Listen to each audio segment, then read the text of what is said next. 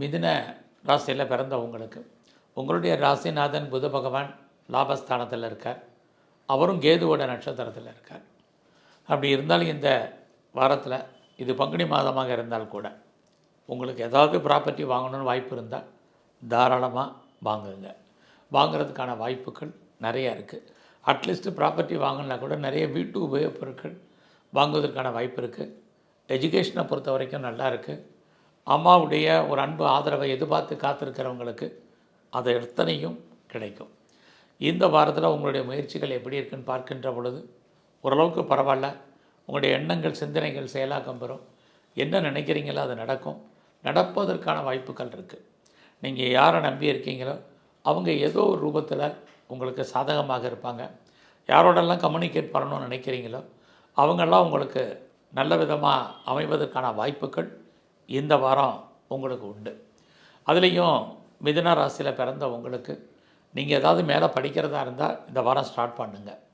Company எதுவும் மாறணும்னு நினைக்கிறவங்களுக்கு முயற்சி பண்ணுங்கள். எது எப்படி இருந்தாலும் உங்களுடைய கௌரவம் அந்தஸ்து கூடும். கவர்மெண்ட்டால் உங்களுக்கு ஏதாவது காரியம் ஆகணும்னா இந்த வாரம் அதற்கான வாய்ப்புகள் சந்தர்ப்பங்கள் நிறையவே இருந்துகிட்ருக்கு.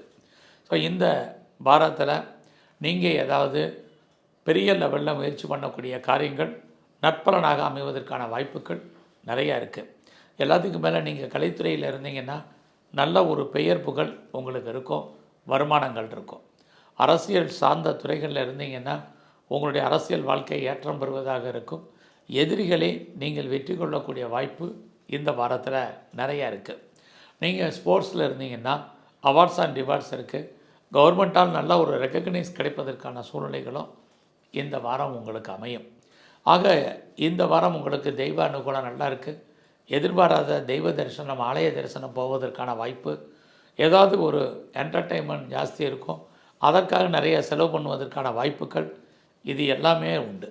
ரொம்ப நாளாக கிட்ஸ் இல்லை குழந்தை இல்லை அப்படிங்கிறவங்களுக்கு குழந்தைக்கான வாய்ப்புகள், குழந்தைகளால் மகிழ்ச்சி சந்தோஷம் அவர்களால் நட்பலன்கள் இதுவும் இருக்குது.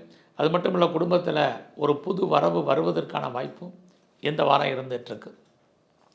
இந்த வாரத்தில் விநாயகருடைய வழிபாடு, குறிப்பாக ஆஞ்சநேயரை தரிசனம் பண்ணிட்டு வாங்க. நல்லதொரு முன்னேற்றம் அமையும்.